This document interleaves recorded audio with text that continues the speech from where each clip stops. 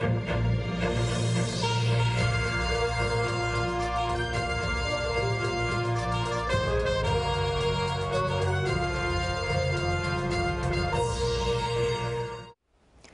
안녕하십니까? 광주 MBC 뉴스데스크입니다. 지난해 5.18 부상자회 등이 특전사 동지회와 화해하고 포용하는 모양새를 취하면서 지역사회에 큰 파장을 일으켰죠. 그런데 해당 단체들이 1년 6개월여 만에 이 같은 입장을 폐기하고 공식적으로 사과했습니다. 하지만 다른 5월 단체들은 진정성이 의심된다며 싸늘한 반응을 보였습니다. 보도에 김영찬 기자입니다. 지난해 2월 5.18 부상자회 등은 특전사 동지회와 함께 계엄군을 역사의 피해자로 규정하고 용서와 화해 메시지를 담은 대국민 공동선언문을 발표했습니다. 진정성을 두고 지역사회의 거센 반발이 있었지만 당시 황일봉 5.18 부상자 회장 등은 공동선언을 강행했습니다. 다시 한번 가슴에 울림으로 해완에 숨죽여버렸던 군인들을 품어줘야 할 때입니다. 곧바로 지역 시민단체 200여 곳이 대책회의를 꾸리고 즉각 반발했고 이 과정에서 5월 단체 간의 비방이 난무하는 등 갈등은 커져만 갔습니다. 대국민 공동선언을 즉각 폐기하라. 5.18 부상자회와 공로자회가 1년 6개월이 지나 5월 단체를 향해 무릎을 꿇고 고개를 숙였습니다. 계엄군을 가해자에서 피해자로 둔갑시키는 것에 큰 파장을 일으켰고 특전사 동지회와 함께 5.18 발표명령 책임자와 안매장 등 진실을 밝히지 못하면서 기대에 부응하지 못했다는 겁니다. 이에 우리 5.18 공법 두 단체는 공식으로 특전사와 함께했던 포용과 화해와 감사 2.19 공동선언식 폐기 기자회견을 갖고 그러나 5월 단체의 반응은 싸늘합니다. 당시 특전사 동지회와 공동선언을 주도한 황일봉, 정성국 전 회장 등 부상자회와 공로자회의 두 당사자들이 직접 사과를 하지 않은 점에 대해 진정성을 의심하고 있습니다. 논란의 당사자들이 직접 재발 방지를 약속하라는 겁니다. 정말 사과해야 될 사람들은 다 빠지고 정말 이익이 집행부라는 회장이라는 이유 때문에 몇몇 분이 오셔서 하는 것은 이건 아니라고 생각합니다.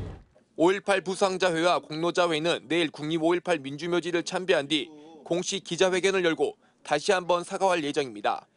MBC 뉴스 김영창입니다. 10월에 치러지는 영광 곡성 재선거를 앞두고 장외 대결이 뜨겁습니다. 조국 대표가 호남살이까지 계획하며 건전한 경쟁을 예고하자 박지원 의원은 진보의 분화 우려를 제기하며 단결을 강조했습니다. 송정근 기자입니다. 조국혁신당의 조국 대표가 영광 법성포 수협마트를 찾았습니다. 추석 명절을 앞두고 영광굴비 판매가 저조하다는 소식을 듣고 굴비 판촉과 함께 영광군수 재선거 선거운동을 하기 위해서입니다. 굴비에 굴비가 한자로 굴하지 않는다 이런 뜻을 갖고 있는 걸 알고 있습니다. 그래서 저희 당도 굴비 정신으로 열심히 해보려고 합니다. 지난달 말 영광을 찾아 1박 2일 동안 국회의원 워크숍을 진행한 조국 대표가 10여일 만에 다시 영광을 찾은 겁니다.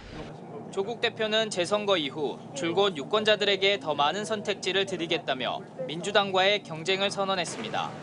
영광과 곡성에 방을 얻어 유권자들을 직접 만날 예정이며 실제로 방 계약까지 마무리 지었습니다. 그러면서 곡성 같은 경우 민주당의 귀책 사유로 재선거가 이루어지고 있는데 당규를 바꾸면서까지 후보를 내 안타깝다고 일침을 가하기도 했습니다. 진보 진영의 분열보다는 오히려 진보 진영의 시너지 효과가 더 커질 거라고 반문했습니다. 호남에서 민주당과 혁신당 후보가 경쟁하는 것이 분열인가? 전 아니라고 생각합니다. 오히려 저는 호남 유권자의 선택폭을 늘리고 민주당 영광군수 재선거 선거대책위원장을 맡고 있는 박지원 의원은 최근 진보의 분화를 우려하며 단결을 강조했습니다. 어차피 영광 곡성 재선거는 민주당이 승리할 텐데 여기서 경쟁하면 분화가 시작될 거라며 먼저 재선거에서 단결에 이기고 이후 지방선거와 대선을 차례로 범야권의 승리로 만든 뒤에 경쟁하자는 겁니다. 조국 대표가 통큰 결단을 해야 한다고 직접적으로 압박했습니다. 대선을 위해서 단결해야죠. 이번 보궐선거에서 단결해서 승리하고 이 여세를 몰아서 지방선거 승리, 정권교체의 길로 가야 된다. 저는 그렇게 생각합니다. 고인물은 썩는다는 조국 대표와 어차피 민주당이 승리한다는 박지원 의원 사이에 신경전이 벌어지고 있는 가운데 후보들 간 정책 경쟁까지 예상되고 있어 조국 혁신당과 민주당의 양보할 수 없는 한판 승부가 시작됐습니다. MBC 뉴스 송정근입니다. 새미래 민주당으로 당명을 바꾼 새로운 미래가 광주에서 제2창당을 선언하고 민주세력 대통합의 마중물이 되겠다고 강조했습니다. 새미래 민주당은 오늘 오전 기자회견을 열고 윤석열 정부의 폭정만큼이나 이재명의 입법 폭주도 민주주의 규범을 망치고 있다며 정부와 민주당을 비판했습니다. 그러면서 대한민국 정치의 회초리 역할을 해 2027년 대선에서 민주 세력의 승리를 견인하고 재집권시키겠다고 설명했습니다. 이를 위해 중산층과 서민, 청년들을 중심으로 지지율을 5% 이상 끌어올려 국민 참여 정당으로서 시대 정신을 실천하겠다고 약속했습니다.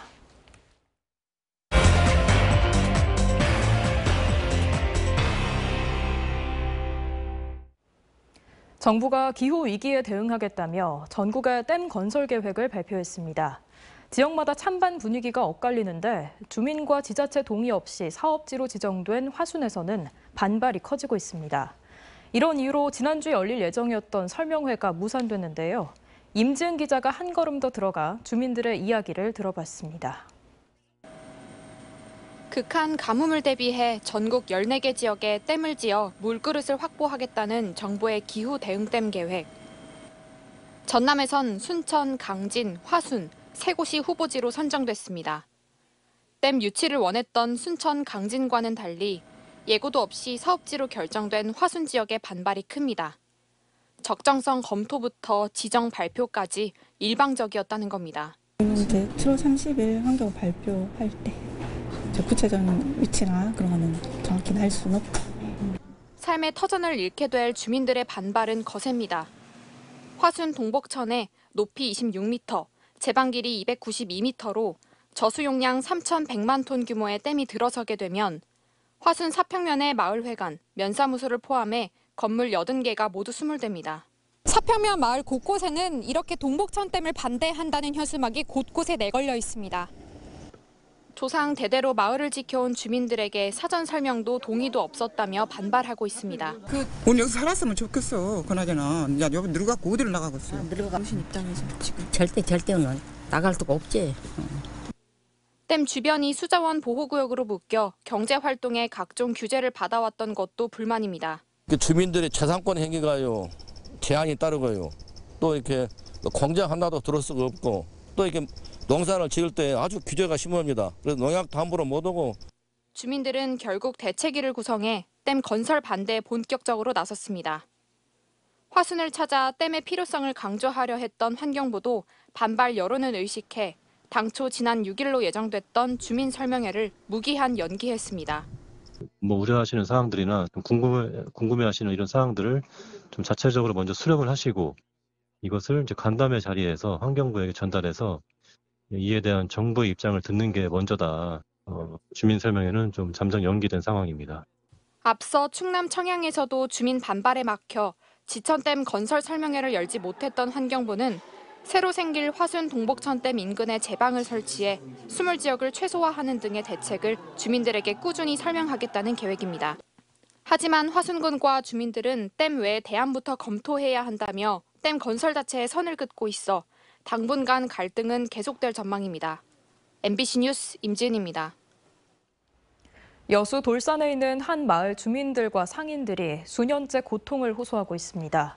마을 앞 부두에서 발생하는 매연과 소음 때문인데요. 관계기관들은 뚜렷한 대책을 내놓지 못하고 있습니다. 문영철 기자입니다. 부두에 정박해 있는 배에서 시커먼 연기가 뿜어져 나옵니다. 드럼통을 옮기거나 각종 작업을 할 때 발생하는 소음도 인근 마을까지 울려 퍼집니다. 여수 해양공원 건너편에 있는 소형선 부두.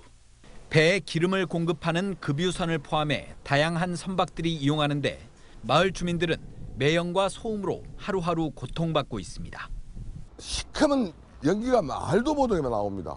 여름에도 창문도 못 열어놓고 그다음에 빨래도 못 널고 이렇게 당하고 살 수는 없는 거 아닙니까? 밤이나 새벽에도 입출항하는 선박이 많다 보니 주민들은 잠조차 제대로 잘 수 없다고 호소합니다. 인근에 있는 펜션 등 각종 상업시설도 영업에 큰 타격을 입고 있습니다. 새벽 시간대는 더욱더 심하죠. 저 통 움직이는 소리, 옮기는 소리, 이제 배에서 매연 뿜어내는 소리, 고객님들한테 컴플레인이 많이 걸리죠. 마을 바로 앞에 부두가 생긴 건 지난 2012년. 이곳을 이용하는 배들은 엑스포장 인근에 건설되는 신북항으로 옮겨갈 예정이었습니다. 하지만 2020년 준공을 목표로 추진되던 신북항 건설 사업이 지연된 탓에 선박 이전도 수년째 미뤄지고 있습니다. 한 해 한 해 미루다 보니 벌써 5년이 지났는데 지금도 관계 기간은 나몰라라고 있습니다. 나몰라. 부두를 소유하고 있는 여수해수청과 운영 주체인 여수광양항만공사는 뚜렷한 대책을 내놓지 못한 채 신북항 공사가 끝나기만을 기다리고 있습니다. 부두 안전성이나 좀 완성도를 높여야 된다 그래서 내년 25년 상반기까지 이제 다 준공이 될 계획이에요. 전반적으로 그 선박을 어떻게 배치할 건가 이제 그런 부분들을 아마 고민을 해서. 국민권익위원회에 민원을 제기한 마을 주민과 상인들은 해수청을 비롯한 관계기관들이 신속하게 대책을 내놓지 않을 경우 항의 집회 등 집단 행동에 들어가겠다고 밝혔습니다. MBC 뉴스 문형철입니다. 목포의 한 어린이집에서 교사가 4세 원생을 폭행했다는 신고가 접수돼 경찰이 수사에 나섰습니다. 지난달 또 다른 어린이집 교사도 아동을 수차례 폭행한 혐의로 교사 자격이 정지되는 등 보육기관에서의 아동학대가 끊이지 않고 있습니다. 김규희 기자가 보도합니다. 어린이집 교실에서 한 교사가 아이 양팔을 잡고 구석진 곳으로 향합니다. 곧이어 손바닥으로 아동 얼굴 정면을 가격합니다. 놀란 아이가 몸부림치며 달아나려고 하지만 목과 양손이 잡혀 있어 역부족입니다. 지난달 29일 저녁 약 20분 동안 이어진 학대 행위로 4세 아이는 전치 1주의 상해를 입었습니다. 데리러 갔는데 선생님께서 웃으시면서 나오셔가지고 이제 아버님 오늘 아이가 입술 쪽이 좀 다쳤어요. 그렇게 말하길래 입 근처랑 잇몸 사이사이로 피가 이렇게 흐르고 있는 상태여서 해당 교사는 이곳에서 아이가 밥을 먹지 않자 CCTV 바로 아래 지점으로 데려가 폭력 행위를 벌였습니다. 해당 교사는 지난해 10월부터 이 어린이집 야간 연장반에서 근무한 30대 계약직으로 아이가 소리를 지르고 식사를 거부해 홧김에 이 같은 행동을 저질렀다고 진술한 것으로 확인됐습니다. 학부모 신고로 경찰 수사가 시작되자 어린이집 측은 곧바로 해당 교사를 해고했습니다. 이거는 있어서는 안 되는 그런 행위를 했다는 것에 대해서는 책임도 있고 정말 죄송하다.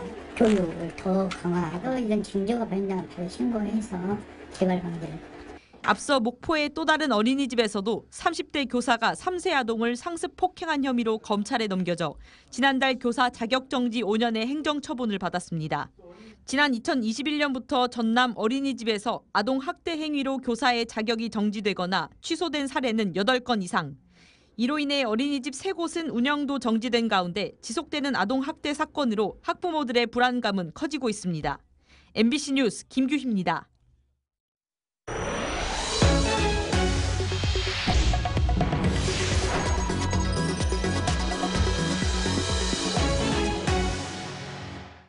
이스라엘 하마스 전쟁 발발 이후 가자지구 주민들의 삶을 취재한 알자지라 TV 언론인들이 2024 힌츠페터 국제보도상 대상을 받았습니다.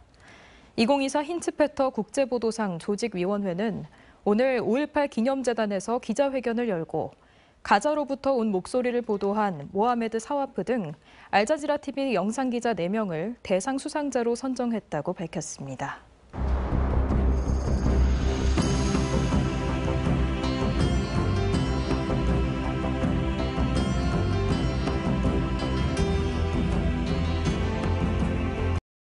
언제 어디서나 내 손 안의 뉴스. 광주 MBC 뉴스 유튜브 구독으로 함께하세요.